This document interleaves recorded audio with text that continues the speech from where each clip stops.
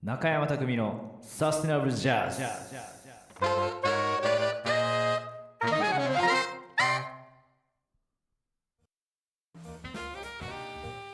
この番組はさまざまなゲストをお呼びし、ゲストにまつわる音楽観やジャズの持続可能性について語り合います。中山匠のサステナブルジャズ、お楽しみください。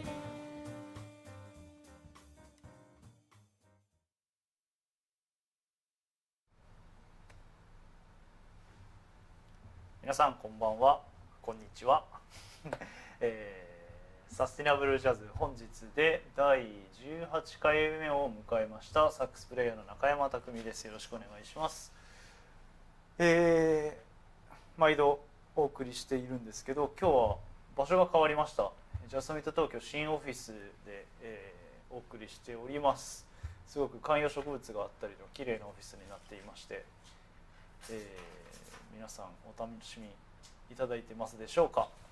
早速ゲストの方を紹介していきたいと思います。松下聖也さんです。松下聖也です。どこから撮られてるのかな。カメラ撮れる。こちらですか。はい。どうもこんにちは。こんばんは。こんばんは。あるいはおはようございます。松下聖也さんは、僕の大学の後輩ですが、時期は被ってない。そうですね。被ってないですね。何年生まれですか。僕は98年。98年生まれ。なるほど。そうすると、だいぶ6つ下なので全然被ってないですね。僕6期生なんですよ。6期生、僕1期生でございます。はい、国立音楽大学で。計算は正しくはい。合ってると思いますよ。よかったです。まあもう皆さんご存知かと思いますが、ちょっとプロフィールを概要欄の方にありますので、概要欄も見ていただきながらお話も伺いたいと思いますが、松下聖也さんは大学に行く前もの音楽歴みたいなのをお話しできればと思うんですけど。はい。まあいわゆる一般的なプロフィールによくありますけど、特にピアニストですね。5歳からピアノを始めたんですけど、ここからがちょっと特殊で、小学校6年生までやったらそこで一回完全にピアノをやめて、その時サッカーをやってたんですけど、サッカーをそのままずっと続けてですね、中学校3年生までは全く3年間ピアノにほとんど触れずに、はい、で高校もサッカーで実は決めまして、そこから高校1年生終わるぐらいの時にもう一回ピアノ再開して、そこからずっとやめずにやってます。なるほど。はい。じゃあもうむしろサッカーの方が長かったです。やっとまた追いついて追い抜かしましたね。追い抜かした。はなんかあんまりいない感じがする。皆さんやっぱずっと音楽やって小さい頃からやってっていう人が多いんで、なんかそういうサッカー割とガチだったってことですよね、サッカーが。そうですね。なんか結局こう割と何やってもガチになりたい系男子だったんでそうだからで逆に言うとこう0-100みたいな感じで、こうやるなら一生懸命やるし、やらないなら全くやらないみたいな性格だったので、まあ当時サッカーにハマって音楽にハマったと、それだけの話ですけどね。そうなんですね。でもう大学は国立音大だったんですけど、大学音大に行こうって思ったのはなんでですか。なんか当時クラシックピアノをもう一回こうやり直そうと思って、昔クラシックピアノをやってた、まあ昔で5歳からやってたんですけど、でクラシックピアノ弾いたら、こう妙に弾けないんですよね。で、これがブランクってやつかっていう、人生初めてこうブランクというものを知ったんですけど、そこからなのでポップスの方のもっとコードを弾いて、で実際自分も歌ってみたいなことをやりたいと思って習ってた、先生がいて、その人がこれからちょっと高3になってこれからちょっと迷ってるんです進路って話をしたら、日本で行くなら国立に行けとその先生に言われてみたいな「いや僕音大とか無理です」って言ったら「いや行け」って言われて、とりあえず何でもいいから受けてやるだけやれって言われて、やったら入れってなんとかで、よかったみたいな。本当そんな感じですね。すごい。当時って普通に一般入試っていうか、そうですね。なんか今国立音大 AO もあるらしいんらしいですね。僕の時ももちろんなかったし、ってことはなんか滑り止めとかも受けたの？受けてないです。すごいね。まあ俺もそうだったけどさなんかその状況でじゃあもうある意味じゃあそこにかけてたっていう。まあかけたっていうか、まあ入れなかったら考えようみたいな。まあなるほどなるほど。そうなんだ。まあそれでじゃあ当時からボーカルもやろうっていう歌も歌いたいっていう感じだったの？なんか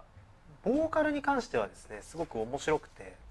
そのカラオケに行ってみんなでこう歌うじゃないですか。なんか弾いてるんですよ周りが。で変だなと思ったら結構なんかいい点数とか出たりして、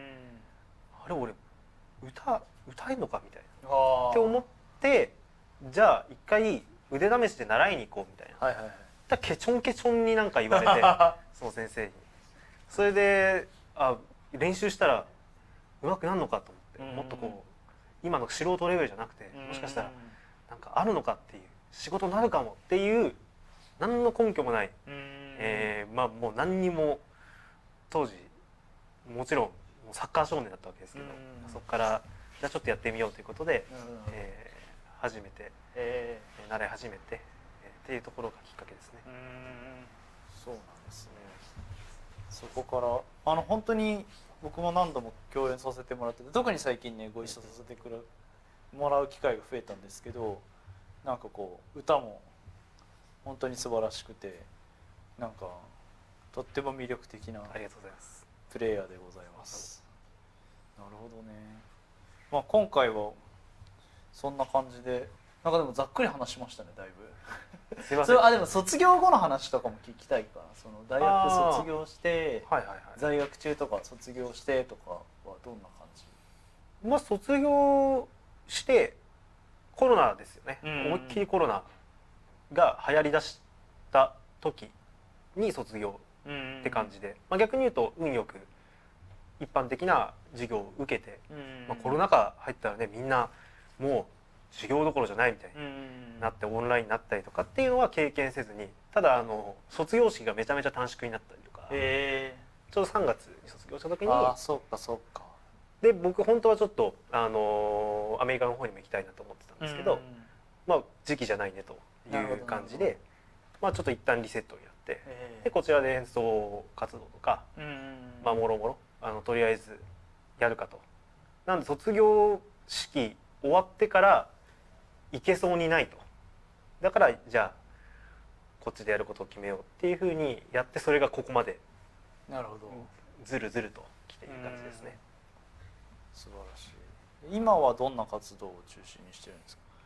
今はまあ自分のリーダーで弾き語りトリオみたいな形でライブをやったりとか、あとはまあピアニストとしてサポートでこう入るっていうこと、まあサイドマンとして入るってこともありますけど、まあでもどちらかというと自分が顔になるようなライブが、まあピアニストにしては多いような気はしますね。まあ歌うので。確かに確かに。まあ本当にピアニストっていろんなサイドでやることが多いっていうか、逆にサックス奏者って別にこうバンド組む時にいらないことが多いというか、ボーカリストのバンドとかも別にサックスいなくていいし、ピアノトリオにもサックスっていないし、なんかでもピアノって割と需要があるって言い方も変かもしれないけど、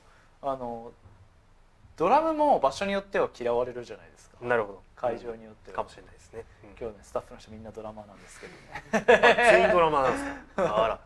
すごい。そうだからそういう意味ではま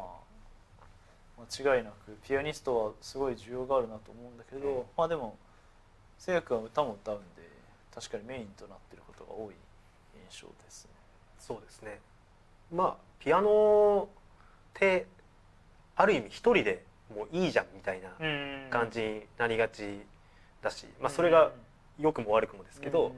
だからある意味こうコロナで仕事がないってなっても結構こう需要はあったから多分こう続けてこれてるのはあるかもしれないです。すごく楽器に恵まれてたかもしれないなと、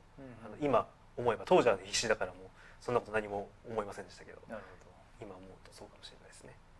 ほど。YouTube とかもやってるの？あ、YouTube もやってはいます。やってる最近、なんかずっと YouTube っていうコンテンツ自体を何かこう凝ったものを上げるっていう風にやるだけの時間と労力が僕になかったので、そのライブに来てくださる方が参考にこんな感じなんだみたいな、あとはレッスンとか受けてくださる方が普段先生どんなことやってんだろうっていうことを知ってもらうためのただのコンテンツ、なんかまあ参考音源を上げるためのツールだったんですけど、最近ちょっとハウトゥー系の動画というかも上げたりとかしてて、それがもう去年の暮れぐらいからなので、そういう意味ではね、コメントが来てるらしいんですけど。コメント来てない。概要欄に全部貼ってます。YouTube のリンクを。僕もねびっくりした。今コメント来てるって思ってさ、コメントこっち来ないってことは電波が悪いのか何なのかな。それでめっちゃ調べてくださった。じゃあそういうことでぜひYouTube とか、あと何がインスタも貼ってあるのか、ぜひ皆さんそっちも見てください。ぜひお願いします。なんかあとは共演はどんな人たちとやってるんですか？まあ特にこう誰と絶対やるみたいなバンドみたいな感じで今特にやってるわけではないんですけど、すごく機会が最近多いのはやっぱりそれこそサックスプレイヤーなんですけど、佐藤さんっていう佐藤洋介さんっていう方がいらっしゃって、まあ、今千葉の方に住まれていて、僕も千葉県出身で、もうコロナ禍入った時にそれこそもう一回実家に帰ったんですよね、千葉の。でそれでじゃあ千葉のお店どこかいいとこないのかなと、地元でなんか演奏できる場所があればいいなと思って、こうちょっといろんなお店に顔を出してた時にちょうどその方佐藤洋介さんがいらっしゃって、まあ、彼もグラミーを2度ほど受賞された経歴があったりとか、すごいですよね。グレゴリー・ポーターっていうシンガーのバンドにいらっしゃった方なんですけど、グレゴリー・ポーターですよ。グレゴリー・ポーター、僕もグレゴリー・ポーターは歌うんで、もちろん確かにもちろん聞いてたし、みたいな、グレゴリー・ポーターですかみたいな、そうだよね。すっごいびっくりしたんですけど、まあなんかちょっと君面白いからやるかいみたいな、って言ってもらえたところから、今下手するとコロナ禍入ってからは一番共演してるかもしれないですね、佐藤さんと佐藤洋介さんと。でも彼と一緒にやる時もなんか彼のサイドマンって感じじゃなくて、なんか2人でこの CD 作る時も共作って形だと思って作ろうって言ってくれたりとか、割となんかこうサポートっていう感じじゃない形で関わっているんですよね。なのでこうありがたいんですけど、僕のお父さん世代になってもおかしくないぐらいの方なので、じゃあそこによくしていただいて。そうですね、いろいろ機会もいただいたりとか、なので地元で今仕事があるのは彼のおかげだと思います。佐藤さんもすごいですよね。本当に経歴もすごいし、ものすごい、僕も 1,2 回お会いしてるんですけど、もうやっぱ同じサックス奏者としてはなんか鬼のような練習と、すごいよね。鬼のような練習をしているんでしょうね、きっと繰り返し、もうオウム返し、そうでしかないですからね。もうなんか努力のなんていうの塊みたいなとこもあるし、いやちょっと僕も感化されて、あともう速いっていう、速い曲やった時の速さが尋常じゃなく速いんで、それは指の回しが速い。もう回るって感じで、なるほどで、じゃあ回るなら俺も回るのかっていう気持ちにさせられるのでやるしかない、なんかすごい底上げになったかなとは思いますね。僕自身もなんかこう後ろからこうなんか叩かれながらこう、プッシュされるってやつです、そうですね。まあでもそれがこう人柄がそういうプッシュするような人柄ではないというか、自由にやってよみたいな、自由にやってよみたいなスタンスのすごい柔らかい方なんですよね。その人が音楽になった時に急に出すテンポが嘘だろみたいな。どんくらいで出すの？いやなんかまああれは僕のインスタグラムに上がってるんですけど、そのチェロキーがめちゃくちゃ速くて400近いなんかチェロキー、あれはね某ドラマーが出したテンポだったんですけど、でも彼だったら全然吹いちゃってるし、その彼が出すテンポももちろん速いんですけど、彼が出されたテンポに全部はいはい、なんか僕が知ってる人の中で一番なんかどんなテンポでもどうせできるんだろうなっていう謎の信頼っていうか、もうどうせできるんだろうなっていうぐらいの安定度っていうんですかね。まあそれにはきっと努力が練習があるんだろうなと思うんですけどね。なんかこれ言っていいのか分かんないですけど、そのオタクの前を僕の知り合いがねオタクの前を通ったりとかするらしいんですけど、佐藤さんのそうとまあいろんな音が聞こえてくるみたいで、練習してんだと思って、じゃあちょっとここに渡すものあったけどここの取っ手にかけとこうみたいな気を使わせるぐらいあまりの集中にそれもサックスじゃないんですよね。いろんな楽器を練習していて、それが楽しいと本人はねおっしゃってましたけど、まあいろんな楽器ありますよ本当に。この前もウッドベースいきなり吹き出すと思ったらピアノも弾くしみたいな、ドラム叩き出すしみたいな、まあ楽しんでいらっしゃるんですけど、すごい音楽を、すごい。でもやっぱりそれこそ親世代ってさっきおっしゃってましたけど、上の世代とねできるっていうのは特に佐藤さんなんて本当にグレートで、名実ともにというかちゃんと評価もされていて本当に実力もある方なので、そういう方と演奏できるのはすごい刺激になりますよね。そうですね。まあ直接何かレッスンを受けてるわけじゃないですけど、まあ、仕事が一番のレッスンになってるというか、まあ、僕自身もすごいそれこそピアノとサックスでデュオでやるとかってまあなかなかやろうとしてもなかなかねこっちがブッキングしないととか、まあ、呼ばれてもすごい続けてやるっていうのは同じ人とっていうのはすごく難しい中で、彼がその編成でいろいろ誘ってくれたりとか、まあ、あとは先輩のミュージシャンを紹介してくださるっていうのはなるほどね、ありがたい。その世代の別のミュージシャンを紹介してくれるっていう、まさに素晴らしい、その彼がやるミュージシャンの素晴らしい方が多いので、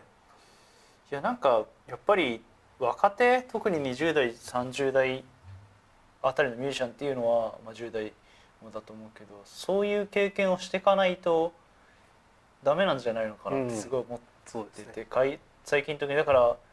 10代20代でスターになるのもいいしなんだけど、結局ジャズってそういう継承するものでもあり、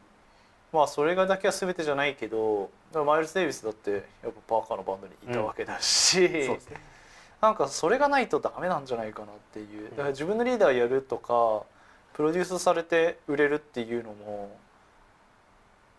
まあみんながみんなそれができるわけじゃないから、その人たちがスターになるのはいいことだけど、そこで売れちゃってさ、なんか再度はやりませんっていうのもさ、よくないよねって。まあ確かに、まあ、もったいないというか、っていうか、だから多分それってその人たちって続かないんじゃないかなって思ってんだよね。なるほど、確かに、まあその音楽面もそうですけど、その長く続けてこれてるから今その50代60代になって生き残ってるわけなので、そこにたどり着くまでのプロセスみたいなものってもちろん見れてないですけど、今のその状況を間近で見ることによって、こういうプロセス踏んできたのかなとか、話をちょっとライブ終わった後にちょっと飲んで話を聞くことが、なんか僕らがこれからやっていく上での大きなヒントをいっぱい落としてってくれるから、だから僕は貴重だな、ありがたいな、ラッキーだなみたいな気持ちでやってるので、ある意味逆に僕はだからラッキーって一緒にやらないで一人でやっていこうとしているやり方も全然否定はしないし、でもそういう人を見るとラッキーって、彼女らが呼ばれて仕事がなくなるかもしれなかったけど、やってくれないおかげで僕のチャンスが広がったラッキーって僕はそういうふうに感じちゃうぐらい貴重なことだと僕も同じように思います。なんかやっぱり同じく音大出身で同じ大学出身だけど、学校の授業でもちろん学べることっていうのもいっぱいあるけど、多分現場に出てそれを体験できるのっていうのは一番だよね。でそれが同じ目線だしね、やっぱ誰かに聞かれてる、誰かがお金払って聞きに来てるっていうことに向かっていく大人の本気の姿って、やっぱそれってもちろんレッスンも本気でやってくれてるんだろうけど、やっぱそれとはまた違う、違っちゃうよね。背中を、まあそれはそうなるなって思いますよ、同じように。だからやっぱそれは現場でしか見れないなんかこう本気度っていうのは、やっぱ50代とか、まあ、もちろん40代もそうだけど、あの辺の大人が本気になってる姿ってなんか脅威だからこれぐらい本気にならなきゃダメなんだなっていう、大人がこんだけ本気になるんだから僕も本気にならなきゃダメだっていう、で本気でやったらあらも出てきて、じゃあ本気になってもあらが出ないようにする練習をしなきゃっていう発想に至ったりとかって、やっぱりそれって実際にやらなきゃわからないし、見なきゃそのどれぐらいの風にやるのかいいのかっていうのが空気感とかそういうのは確かに感じますよね。いや素晴らしい。なんか逆にそういう人たちだけじゃないから、上の世代も正直手抜きしてるやつらもいるし、じゃあゼロじゃない。でもそれって僕らが見てるようにお客さんも見てるからねとも思うし、そうですね。なんかすごく僕もすごいがむしゃらにやってる上の世代の人たちとやらせてもらってるからありがたいなって思えるし、多分せいやくんもそれは思ってやってるのかなって今思いましたね。僕は手抜いてる人わからないですけど僕も、別に具体的には言ってないですけど、手抜いてるそこであれ自分のことかなと思って見てる人がいたらおめえだよって話だけどねだって手抜いてない人絶対思わないもんね。そのこと言われてさ、ね、だからそれでいいんですよ。まあ抜いてるか抜いてないか自分にしか分かんないですからね。そうそこで抜くしかないんだよぐらいのことを思ってる人いたらそれ違うからねって思うなるほど。ちょっと毒の要素も入れながらね、これからねやっていこうかって思ってなんとなく雰囲気つかみました思ってますけど、まあこの辺りでじゃあせいやくんの演奏を聞かせていただこうかと思いますが、映像をいただいているのでその映像を紹介してもらってもいいですか。はい、さっき流されてですね、去年ですかね、去年の渋谷のボディ&ソウルでやった時の、演奏動画、それこそさっき本格的に YouTube 始める前に参考としてって言ってましたけど、その一つになりますけど、スタンダードを歌ってるところが流れるかなと思います。曲はナイト&デイですかね。はい、コールポーター。お聴きください。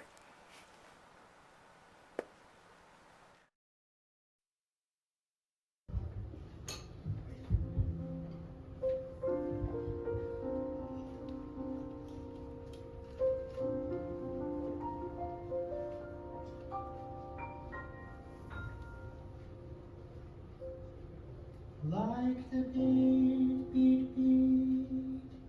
of the tom-tom when the jungle shadows fall, like the tick, tick, tock of the stately clocks as it stands against the wall. Like the drip, drip, drip of the raindrops when the summer showered through. So a voice within me keeps repeating, you, you.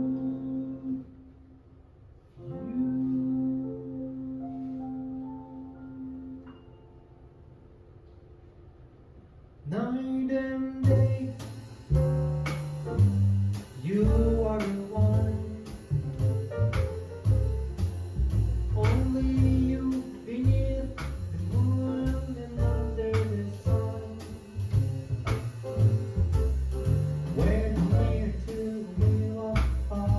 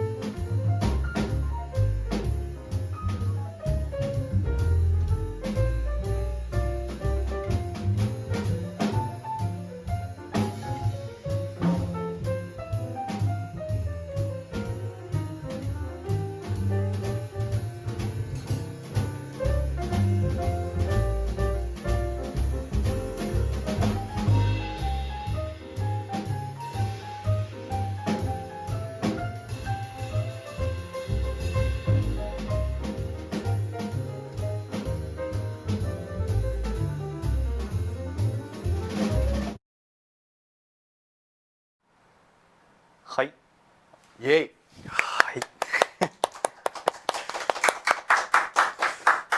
テンポが渋いっていう話になったんだけそうでどしたね、このテンポでなかなかやらないんで、すごい素晴らしいと思いました。勇気あるよね。好きなんですよねこういうぐらいのテンポとか。まあさっき速い曲やるとかって言ってたのに、これ流してどっちやねんみたいな。いやいやあれですけどねでもありますよね。特に歌物やってる時の自分とそのインストをやってる時の自分って結構なんかキャラクターが変わる気がしていて、へ結構僕マルグリューとかうんケニー・カークランドみたいなうんピアノが大好きなので、割とこうずっとこうオントップでこういけいけみたいなピアノを弾きたいなと思って演奏するんですけど、自分が歌った瞬間になんか歌番になった瞬間に急にキャラが変わるというか、今みたいなテンポでソロも結構割と歌う系というか、面白いな。昨日僕銚子に行って演奏してたんですけど、その歌ってほしいしインストもやってほしいって言って僕自身は自覚なかったんですけど、違う2人がいるみたいですごい聞き応えがあったみたいな感想をいただいて、面白いな。器用なんだね。なんかそうなんですかみたいな、確かに録音聞いてみたら同じ人間じゃないみたいななるほど。状態になってて、今日は今どっちなんですか？今日ですねなんか別にインストの気分なのかあ歌の気分なのか。普段喋ってる時は多分同一人物ずっといるはずですそういう話じゃない。多重人格の話じゃない。単純に音楽の趣味ですね失礼しましたいやでも面白いなと思ったのが、管楽器の人って歌う人多いかなるら、ほど。チェット・ベイカーとかもそうだし、なんかこう管の人って楽器の音色と声のなんていうか声色なるほど、確かにってさ近いものがあると思うんだよね。だから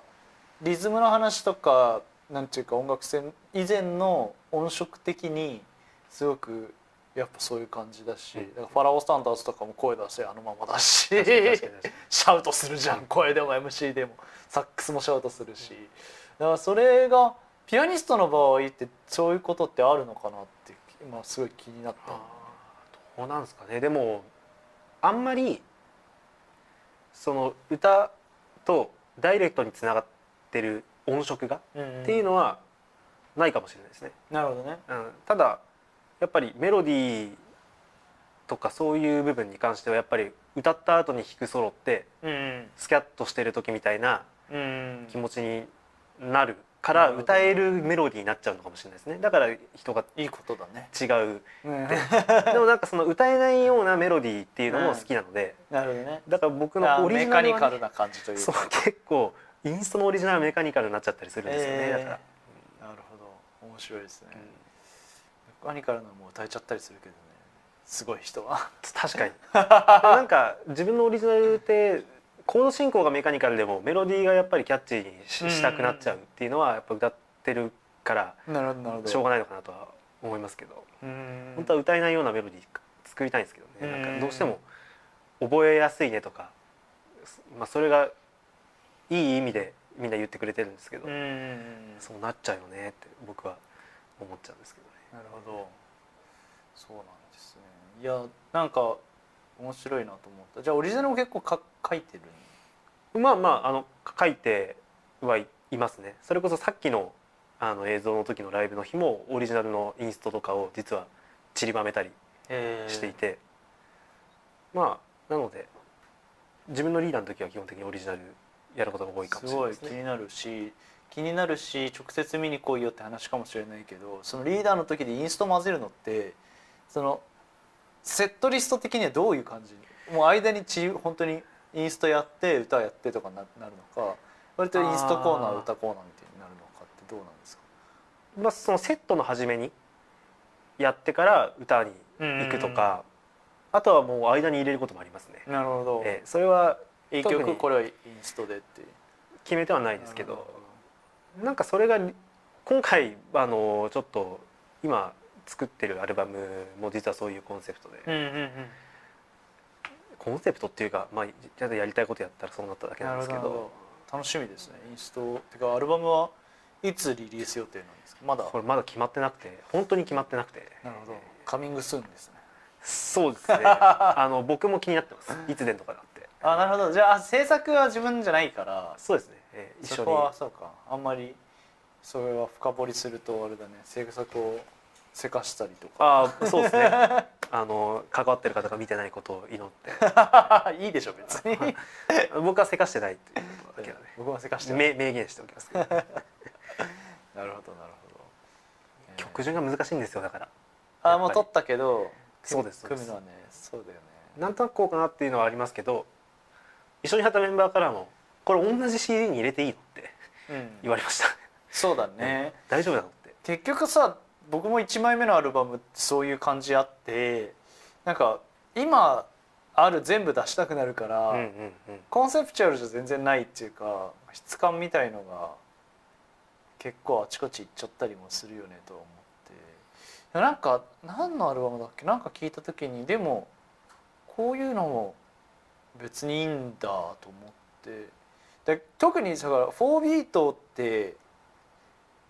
なんかこうやっぱトラディショナルな印象を受けやすいから、まあどういうモードにしてもやっぱりこうベースがウォーキングしてチンチキチンチキってシンボルレガートあるとなんかこう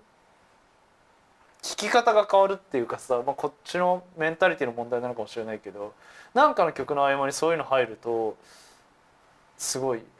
難しいなって思ったんだよね。いや難しいですよね。すごく難しい。それだけでもそうだもんね。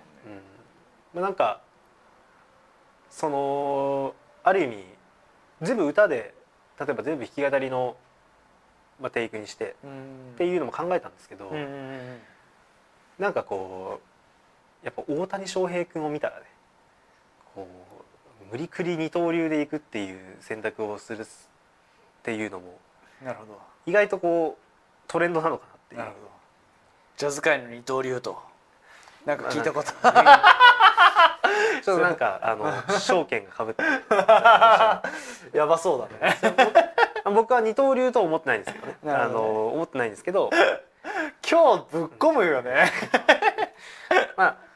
ある意味そのキャラクターの違うものをこう混ぜ込むっていうのは、まあそれを二刀流というのであれば、まあそういう言葉ですけど、まあそれをもうちょっとこう噛み砕いていくと、まあ違ったキャラクターみたいなものをこう無理やりこう入れるっていうことが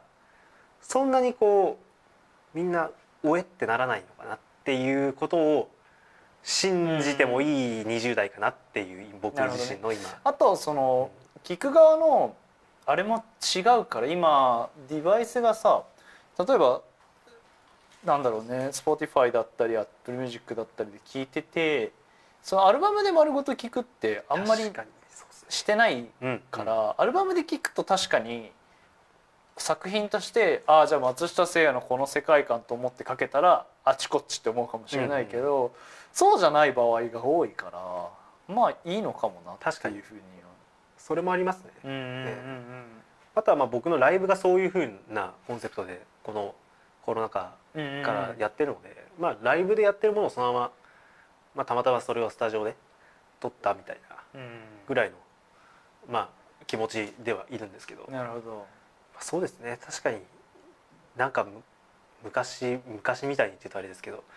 その曲の間の秒数をこだわるとか、その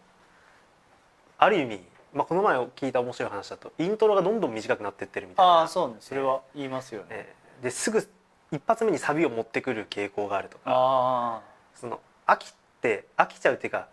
A メロでもう次行かれちゃうと曲の全貌を把握される前に行かれちゃうから、最初にサビを聴かしてあこれいい曲だなみたいなでそこにいてもらうみたいな、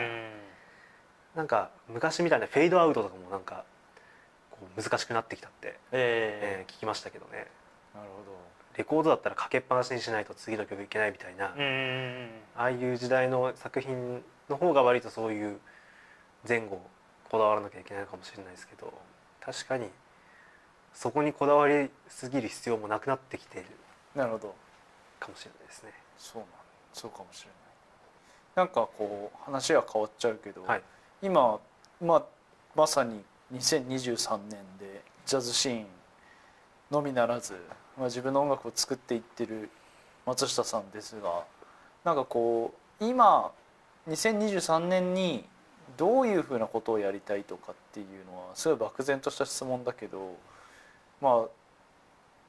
き語りっていうスタイルも、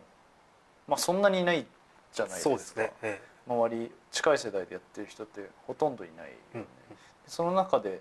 何をどう思って暮らしてますか？まあ単純なところからいくと歌いたいし弾きたいからやってるだけですよね。僕がやりたいからやってるし、でジャズがいいと思うからジャズをやってるわけだし、でもジャズにこだわってるわけではなくて、その去年の12月に作った、さっきの佐藤さんと一緒に作ったものには日本の曲、愛さんとか入ってるんですよね。駅とか、だけど「This Masquerade」とかも入ってたりとか、逆に言うと英語の歌詞の曲それだけなんですけど、だから別に何かこうジャンルにこだわってるわけでもなくて、それやりたいことをやるっていうのがまず一つで、あとはそのインストも大好きなんですけど、やっぱインストってこうジャズファンにとっては敷居は高くないかもしれないですけど、ジャズファンじゃない人にとってはすごく敷居が高いので、そこに僕がちょっと歌って雰囲気がこう変わって聴こうかなって気持ちになった時に僕のインストのオリジナルとかやると全然聴き方が違うというか、その感想もなんかただインストのライブした時とは違う感想をいただけたりするので、ちょっと商業的な話にはなるかもしれないですけど、そのジャズファンじゃない人たちにもインストをどうやったらこうスムーズに聴いてもらう環境を作るかっていう上で、たまたま歌が、好きで歌ってるんで、それがつながったらラッキー。なるほど。その土壌を作っていく作業をしてるって感じですかね。すごい素晴らしいですね。その具体的に届け方みたいのは、レコーディングしたりとかライブしたりって話あったけど、なんかこうとりわけこだわってやってることとか。なんかその最近、それこそ2023年やっていきたいことの一つとしては、それこそ昨日も銚子の酒蔵っていうんですかね、お酒屋さんの横にあるちょっとした空間みたいな、そこはもちろんジャズライブハウスではないわけですけど、そういうそのジャズライブハウスですっていうふうにやってないところでも、それこそそのためにわざわざ車を持ってるわけですね。僕はそのデリバリーができるようになりたいので、音楽のデリバリーっていう、そうですね、音楽デリバリーをできる、ピアノがなくても持ってきます、アンプがなくても持ってきますっていうことで、自分が足を使えるうちに元気なうちにだいぶあるけどね。いやでもいつねどこで何があるか分からないですから、だからその動けるうちに動けるだけ動いて、なんかこうそれはやっぱりジャズってある意味こうローカルなビジネスの部分っていうのもすごく大きいと思うので、その部分を2023年はそれこそ動き回っていきたいなと。でそれはジャズのフィールドだけじゃないところでも動き回りたいなっていうふうには、もちろんジャズフィールドでも頑張りたいですけど、強いて言うならそれはもうジャズフィールドで頑張るのはもう一生多分頑張らなきゃいけないので、今この2023年2024年分かんないですけど、20代のうちはできるだけこう動いていきたいなと。それやっぱそのジャズの聴く人を増やしたいっていう。そうですね、ジャズの聴く人もそうですし、やっぱりジャズファンの人たちってどんどんやっぱ減ってきてるっていうとあれですけど、そのジャズに対するこうポピュラー音楽だったものがどんどんこうクラシカルな感じになっていってるクラシカルな中で、こう敷居が上がってるってみんな表現するけど、なんかこうジャズに対するイメージみたいなものっていうのはやっぱりこう世間一般的なところで BGM 化してきてる部分もあると思うんですよね。それが実際人がこう声を出して歌って一生懸命やってたら聞いてあげなきゃいけないでしょっていう気持ちになんかこう多分素人だった僕が当時そのジャズを聴きに行った時にやっぱり歌の人が来た瞬間にはってこうなんかなった感覚っていうのをすごい、なるほど。あの頃は小学生だったか中学生だったか覚えてないですけど、ジャズに別に興味あったわけじゃないけど、あの時の感覚っていうのがなんかこううっすらあるので、それは祭りのなんか野外演奏みたいな感じだったんですけどね、その時なんかこうふと通りかかってちょっと座って聴いてみるかみたいな、その時にやっぱ歌が入った時の感覚、それは今はないんですよ。今インストを聴いても一生懸命やっぱ聴いちゃうから。ああ、なるほどね。僕らみたいにミュージシャンにとってはそれは同じなんで、楽器を通して歌ってるんで、だから歌ってんだけどやっぱりそういう楽器をやってない人からするとやっぱこう肉声であることの意味っていうのはやっぱまあ残念ながらあるなと。僕はそこは歌だろうが楽器だろうが聴いてほしいって願いはあるけど、じゃあ願ってばっかりでもねっていうところで、だからジャズファンじゃない人たちに僕がアプローチかけていった方が僕にしかできないことなのかなとは、ある意味僕にしかできないというか、僕だから逆にそこをやることで意味を成していくのかな。なるほどなるほど。その聞く人っていうのは、まあその場っていうのはジャズファンじゃない人が多い。ジャズファンじゃない人も多いです。ジャズが好きです、昔好きでした、けど生演奏ではなくてテレビから流れてくるのが聞いてて好きでしたけど、なんか家の近くで地方だったりすると家の近くで何かあるっていうから聞きに来てみたみたいな。もしこれで僕が自分のオリジナルだけでガーってやったら難しいわねって言って変えていっちゃったかもしれないけど、そういう曲もやりつつ皆さんが知ってる曲もやったらじゃあ CD 買うわみたいなマダムたちがあの人たちはいいと思ったら本当に買うし悪いと思ったら本当に帰るしっていう、でなぜなら別に我慢してまで聴かなくたっていいわけですから。そうですね。僕は結構我慢して聴いたりもするのでなんか分かんねえと思ってもいやでもこれから分かるかもしれない我慢しようみたいな、それって僕の立場だから我慢するわけで、そうですね。もしこれが娯楽だったらそんな最悪なことはないわけなので、やっぱりなんかそういうところにも目を向けてやっていきたいな、聞いてもらってるってことが僕にとってのまあ一つの栄養なので、なるほど。それはそれで、まあ、もちろんそうじゃない自分がやりたいことだけをやるっていうシーンももちろん用意はしてやりますけど、そのバランスですね。素晴らしいですね。やっぱりその話を聞くと潜在的にジャズに興味があったり、まあマイナスなイメージを持ってる人っていうのは少ないというか、興味がある人はいっぱいいて、その人たちまでもジャズファンだとしてしまえばジャズファンの人口って本当は多いはずで、多いと思いますよ。多分なんかその辺が一つヒントかなっていうのも思っていて、だか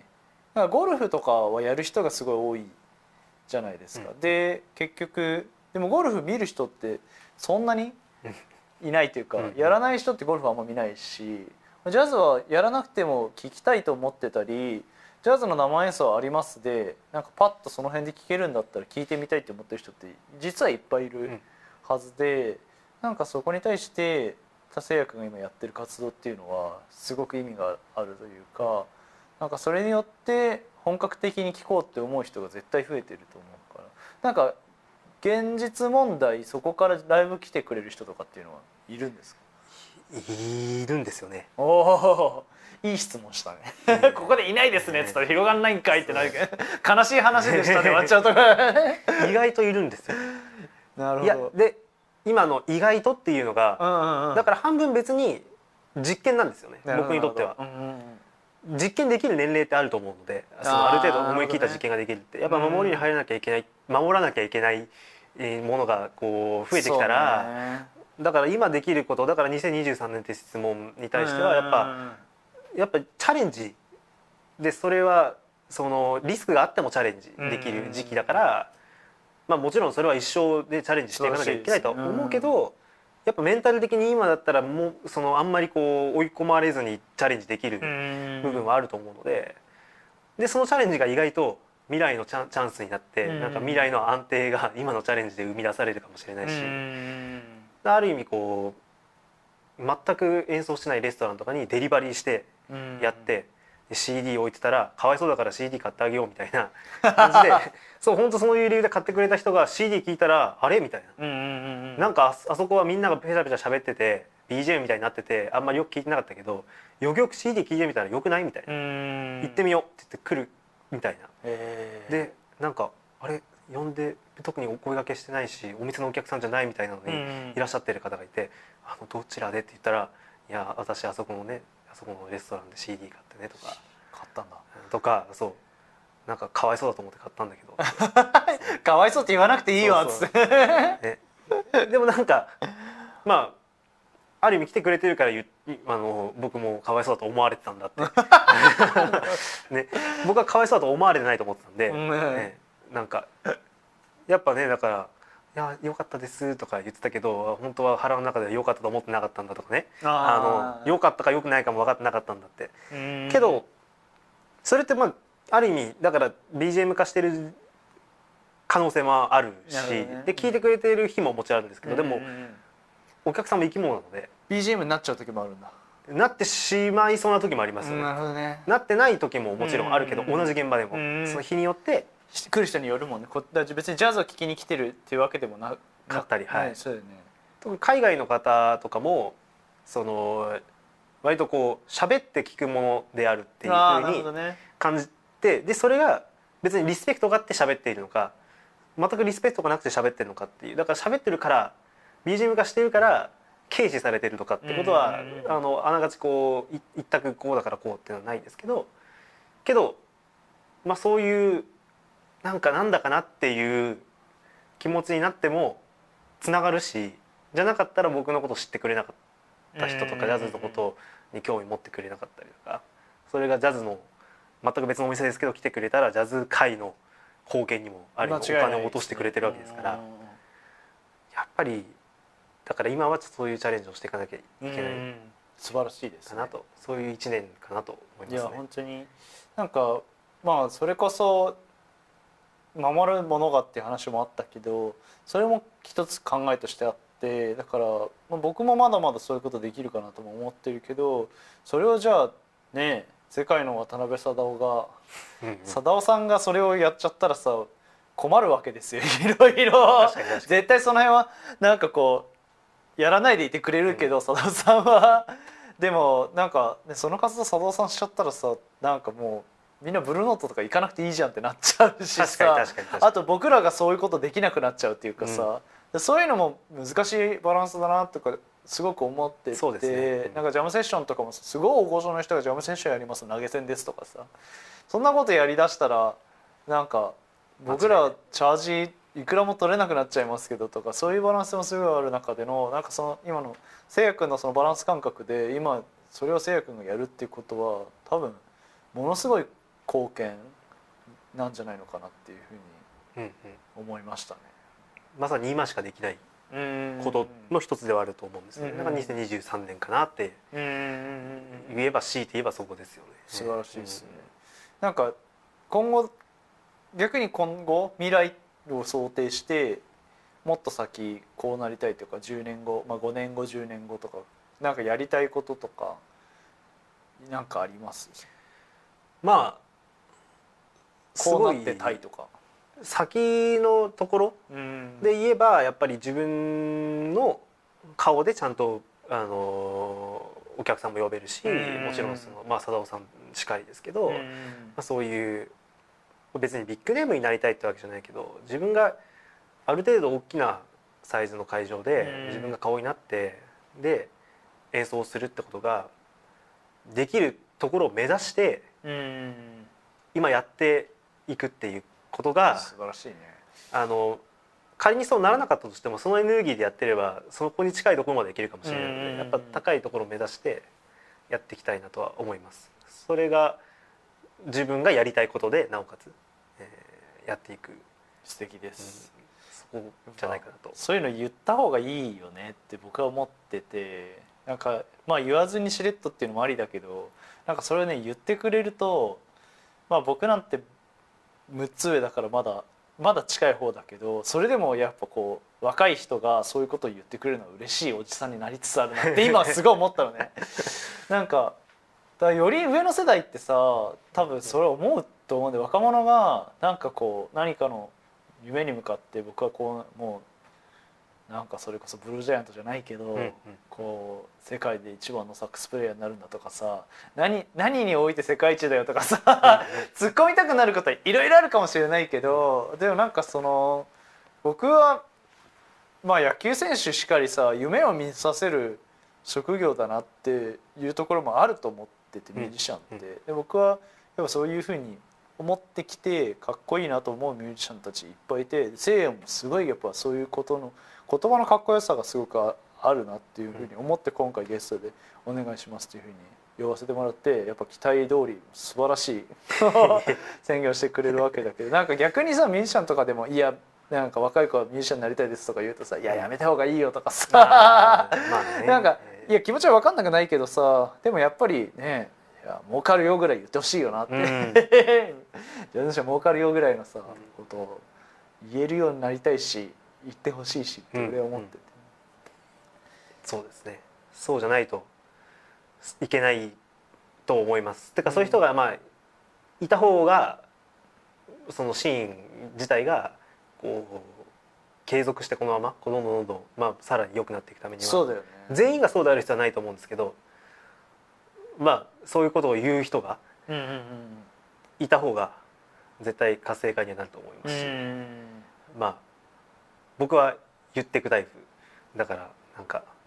あんなこと言ってるよって。でもそれは高校の時からも始まってるんですよね。あそうなんだ、音大に行くとかって言ったら全員反対しましたからね。ありえないって、その君はサッカーで高校行ったのよって。あサッカーで高校行ったんだね、なのに今から音大に行く何を言ってんだみたいな。あ音大に入ってからもう全く弾けなかったし、その状態でなんか俺はプロになるんだとか言って、音楽だけで飯食うんだとか言って、もう何ブルースもろくに弾けないやつが何言ってんだみたいなって言われたけど、まあある意味今別にそれで生活してるし、だからその時は言ってたんですよねやっぱり。なるほど。だけど言ってたら全員後ろ指さしてたのが全員じゃなくなってきてっていう。なるほどなるほど。結局同じこと言っててもその時後ろ指さしてた人が急にいなくなって、なんか横にこう立ってこうみたいな人もいるし、だからまあ、でも言ってたからその時に後ろ指ささなかった人たちもいて、その人が助けてくれたりとかもしたし、素晴らしい。なんかまた自分の話になっちゃうけど、僕もやっぱ音楽でその評価されてるとか、まあ評価とか、まあ自分個人的にはそんなにそこじゃないんだけど、でも田舎ってさ、特にこう親戚のおばちゃんとか例えばね、具体的に誰とかっていう話で全くないんだけど、なんかいつテレビ出るの、紅白いつ出るのとかさ、新聞出たことが生活とかさあるじゃん。でその中で僕も高校の同級生で、J リーガーで10番つけるようなやつが同級生でいて、でやっぱ同じところ出身でさ、同じようにこう人前で顔出してやる仕事だから、こう比較されがちというか、よく大学とか大学卒業したての頃さ、そいつがの話になったりとか、お前はどうなんだみたいな、あいつはどこどこで10番で代表にこの間選ばれてみたいな話になったりして、でもなんかはっきり言って、まあ自分で言うのもあれだけど、まあ日本代表だろうって僕は思ってやってるし、でそこってすごい目に見えづらいし、まあその絶対数も違う、見てる人たちの絶対数も違うけど、だんだんこう30過ぎてくるぐらいでみんなその価値について音楽の価値に気づき始めるっていうか、その中で中山はまあ音楽で東京でずっとやっててみたいなことを認識して、なんか聞きに来るようにそのくらいになってなったりするっていうか、なんか今その話を聞いて、そういえば僕もそういう感じだなっていうふうに思ったんだよね。やっぱりその時間が経つとみんなそれぞれ経験をすることで、あとはまあその単純にその自分が働いてるところでのもうその立場も変わってきて、でもちろん稼ぐ金額も変わってきて、そうなってきた時に見える世界がこう広がってきた時に、結構音楽ってやっぱりそういう要素多いかなと。もちろんいろんな人が全員が聴ければいいんだけど、特にやっぱりジャズのそれこそブルーノートとかに行くっていうのはやっぱりこう結構ちゃんと計画しそうだて、ねでこれだけの金額を今月払っても大丈夫かって分かっていく、そうだねそれがやっぱ20代はもちろん僕学割がなかったら大学時代に見事行けたかっていうといやもちろんそんなバンバン行けるわけじゃなかったですけど、そういう年齢になって気づいてもらえたりとかっていうのは確かに行きたくても行けない人って多分いるかもしれないですよね。そうだねまあでもそれだけの価値があると思ってもらえるように頑張らなきゃいけないと思うし、そういうことをいやこれだけの価値があるんですって言ってやってるのか、なんかこう言わずにやってるのかっていうのも、まあもしかしたら聞いて分かる人だったらいいけど、そうね分からない人だったらなんか自信なさそうだから価値ないのかってあるのに思われてしまうかもしれないから、そうだねだから全員が言う必要はないけど口に出していくっていうのは、僕はこう思ってこうやってるんだっていうことがこう気づいてもらえるきっかけに、説明をねしたくないけどねしたくないけど一人ぐらいそういう人がいればそうねでもそういう意味じゃこういう形でトーク配信をしてこの人こういう人ですって紹介できるのはすごいいいことかなっていう、そうですね。そうあとはさっきの話を聞いてサッカーで高校行ったっておっしゃったじゃないですか、で今ねジャスティン・フォークナーのことを思い出したのね、ブランフォード・マリサリスのバンドとかでドラム叩いて、ジャスティンはバスケで NBA の選手になるかドラマーになるか、ブランフォードでやってるのがもう16とかそのくらいの頃からブランフォードがいて、でだからバークリー行ったんだけど彼は結局バークリー行かないですごいなんかバスケにするかみたいな。でアメリカってさ結構教育としてそういうところあるじゃん。ジョシュア・レッドマンもすごい高学歴でマサチューセッツだっけなんかすごいんだよね。ハーバードか、ハーバードだったりなんか日本も確かに東大卒でとか信じられないような学歴の人いてすごいアメリカナイズされてるのがジャズシーンだなとは思うんだけど、なんかそこでさどっちかの選択をしなきゃいけないんじゃなくて、それこそもうあいつはサッカーもやるしピアノも弾くしみたいな感じでいける教育だったらいいのになって今聞いてて思ったかな。なるほど。まあね、僕が感じたのはやっぱりサッカーやってた時もそうですし、音楽やった時もそうですけど、僕がもっと才能があればね、もしかしたら両方できたかもしれないけどやっぱもう僕駅伝とかもやってたんですけどねいや才能あるって多岐にわたるって。駅伝の合宿に行った時に本当にこの人たちはやばいぞっていうのがいっぱい周りにいるわけですよ。なんか全国大会に出るレベルの人たちとかっていうのは山の上で走ってるのに足りないって言って、これじゃその酸素がありすぎるみたいなマスクつけて走るわけですよね。僕はもうただでさえきついんですよ。朝4時とかに起こされてバナナ1本食って片道10キロの山を走るみたいな。で本当に人生で初めて足が前に出ないっていう経験をしたりとかして、でもそれを横ですっごいこう涼しい顔でこう走っていく人たちがいて、で彼らって毎日それをやってきて、僕はそのサッカー部を引退してからその長距離がある程度速い子たちっていうのをその歴年部にこう後からこう追加招集するっていうので追加招集されたんですけど、だから一個のことを突き詰めてるやつのこうとんでもないなんか強烈なまあなんかその迫力に僕はやられて、それでなんかもうね両立するっていうことは考えられなくなっちゃったんですよね。もしかしたらたまにいますけど、もう全部何でもできちゃうみたいな、そういう人間だったらよかったなと思うけど、個人的に僕は多分それできなかったですね、その土壌があっても。なるほど。でも今ピアノと歌と2つやってるんですけれどね突っ込んじゃってねでも気づいちゃったやっぱり音楽だから良かったですね。まあね、究極ね、音楽だったから良かった。これがもし体動かさなきゃいけなかったらうんもうとんでもないことになってたかもしれないですね。そうねもう今いないかもしれないです。もうあの人たちね本当にやっぱスポーツもやっててよかったなと思うのはそれこそその J リーガーの話ありましたけども、彼らに対するリスペクト半端じゃないんでやっぱりああそうやっぱりでもだから箱根駅伝見れないんですよ気持ち悪くなっちゃってすごいねそれはもうやばいね本当にねもうしんどくなっちゃって、あれであそこにいる連中ってもう相当いかれてるんですよ。そうだろうね、もうその話聞くとサッカーやってる人たちもものすごいメンタル強いですよね。もう、まあ、こんなこと言ったらサッカーのイメージがって感じですけど罵声が飛び交ってるみたいな、それが逆に言うと駆け引きだし、相手が嫌なことを言うわけですよね、わざとフィールドでフィールド上ですごいですねめっちゃいますし、で見えないとこでファールまがいなことをまあ、今 VAR っていうねこう確かにチェックがあるからあれだけど当時なかった時なんてバレなきゃいいんですから。なるほどね聞くよねそういうの言うよね。でもそれがテクニックの一つ、それがあるから勝ったり負けたりする。でそこのフィールドでトップに上ってる人たちってやっぱりとんでもないメンタル力があって、だからその汚いと言われてスポーツマンシップとしてどうなんだとかっていう話があるけど、そこも含めて僕はちょっとある意味こう尊敬していて、なるほどね、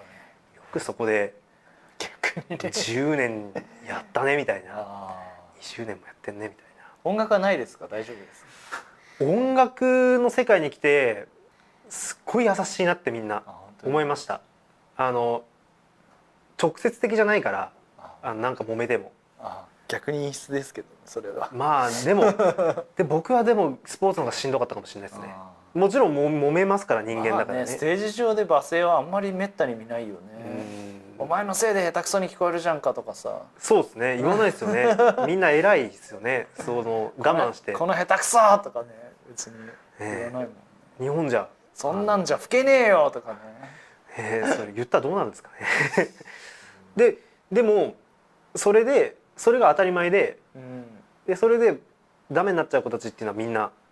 そのままいなくなっちゃうわけですよね、逆に言うと、そういうのがなかったから。であとは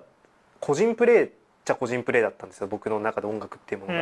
わかるわかる。だから自分が練習して自分が昨日の自分より上手くなればそれが正しい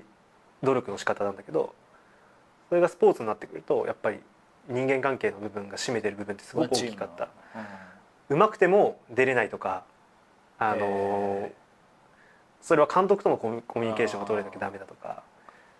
もう監督がいないから音楽は。そうだね、ジャズは特にそうだろうね。だから気に入られなきゃとかいうのがなくて、すごく僕は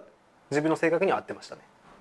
それが苦手だという人もいましたけど、音楽をやってる人と話してるとスポーツの方が僕は楽だったなとかね、それは向き不向きだとは思うんですけど。いや今日は駅伝の話でした。終わりがそうなっちゃいましたねいやでも本当にますますこう裏側が見えると改めてせいやくんの音楽を聴きたいと思ったし、共演させてほしいなっていうふうに改めて思えた日になりました。ありがとうございます。ありがとうございます。なんか告知したいこととか。告知ですか。6月5日に、ボディ&ソウル、にてですねリーダーのトリオをやらせていただきます。ぜひお時間がありましたら、いらっしゃってください。イエイ。あとは YouTube とか Twitter とか。そうですね、まあそんなに口を、ね、大きくして言うことなのか分かんないですけどね、声を大にするほどでも分からないですけど、細々とやってますので、ぜひフォローだったりとかチャンネル登録だったりとか高評価だったりとかしてくれたら、嬉しいです。イエイ、よろしくお願いします。ということで本日のゲストは、松下聖也さんでした。ありがとうございます。また来月。